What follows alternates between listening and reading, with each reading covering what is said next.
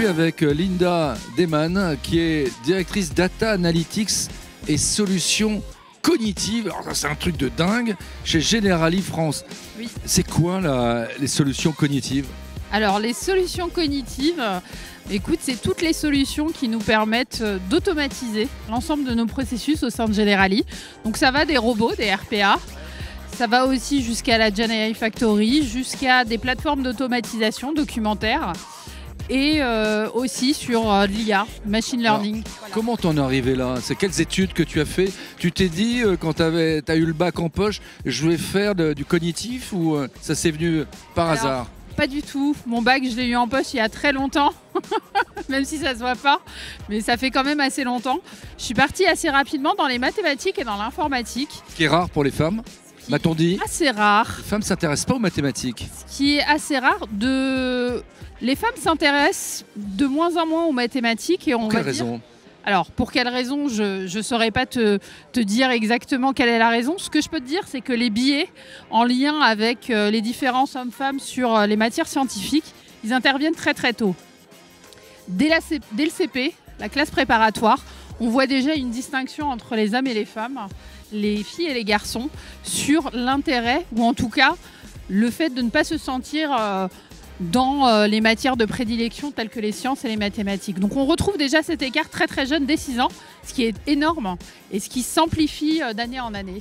Alors, énormément de grandes entreprises présentes à notre République Data IA recherchent des talents féminins. Alors, qu'est-ce qu'il faudrait faire? Où est le chaînon manquant sur lequel il va falloir se concentrer?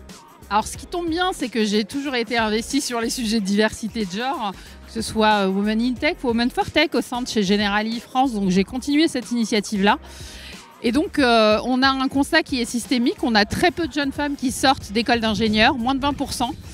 Donc ça veut dire qu'on a un vivier qui est déjà assez faible. Donc il faut aller les chercher au plus près. Donc aller sur les écoles, faire des partenariats aussi avec les écoles. Et quand on trouve des talents féminins, il faut tout faire pour les garder. Donc c'est agir sur l'attractivité, sur la rétention et participer aussi à la représentativité d'un point de vue rôle modèle. Plus les femmes se sentent représentées, plus elles se projettent en termes de carrière. Donc nous, ce qu'on fait au sein de Generali, on essaye aussi d'être au plus près et de représenter, de partager notre quotidien pour que les plus jeunes arrivent à se projeter dans ces métiers-là et trouvent leur voie. Est-ce que tu es épanouie dans ce métier? Alors je suis parfaitement épanouie. C'est vrai? C'est totalement vrai. Si vrai. c'était faux, est-ce que tu le dirais à la caméra? Si c'était faux, je ne serais pas là aujourd'hui à parler data et IA si je n'étais pas épanouie, pleinement épanouie.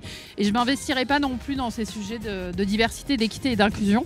Donc c'est un sujet qui est important et sur lequel il faut, notamment avec le développement de l'IA, il faut impérativement que les femmes fassent partie de cette transformation et de ce virage technologique. Mais écoute Linda, on va suivre ta carrière de près. On est ravis de t'avoir accueilli, de t'accueillir dans cet événement. Voilà, c'était Linda Deman de Generali France. Elle ira très très loin, je vous garantis.